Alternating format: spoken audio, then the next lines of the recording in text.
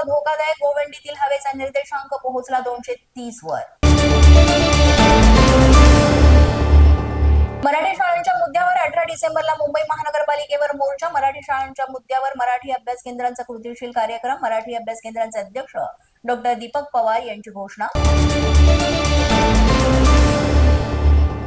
कोल्हापुरात अंबाबाई देवीच्या दर्शनासाठी भाविकांची मोठी गर्दी. 2 दिवसात तब्बल 3,46,000हून अधिक भाविकांनी घेतलं दर्शन.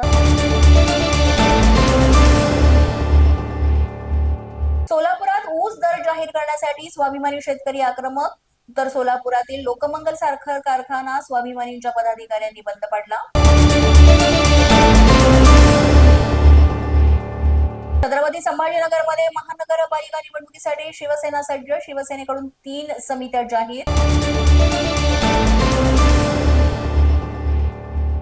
छत्रपती संभाजीनगर येथील खुलताबाद नगर परिषदेच्या स्ट्रॉंग रूम वरील सीसीटीव्ही साठवणूक क्षमतेमध्ये वाढ.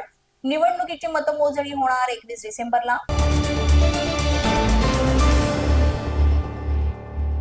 मुख्यमंत्री बळीराजा शेत आणि पाणंद रस्ते योजनेला मंजुरी. महसूल मंत्री चंद्रशेखर बावनकुळे यांची शेतकऱ्यांना वर्षापुरते भेट. गाव नकाशावरील रस्त्यांवरील अतिक्रमण 7 दिवसात काढण्याचे दिले आदेश.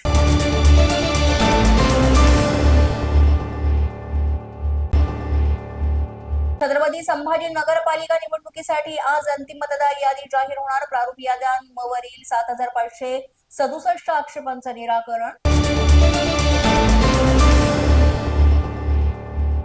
उद्धव ठाकरेंना मिळाला मोठा दणका.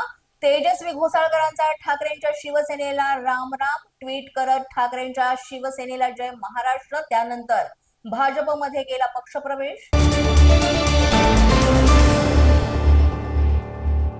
योगामुळेच रवी राणांची झाली लाईफ पार्टनर. रामदेव बाबांच्या योगाच्या ठिकाणी रवी राणांसोबत भेट. नवनीत राणा यांचं वक्तव्य. पोलीस माझा न्यूजच्या बातमीपत्रात आज इतकंच. तुम्हाला आमचं बातमीपत्र कसं वाटतंय याबाबत अवश्य अभिप्राय कळवा.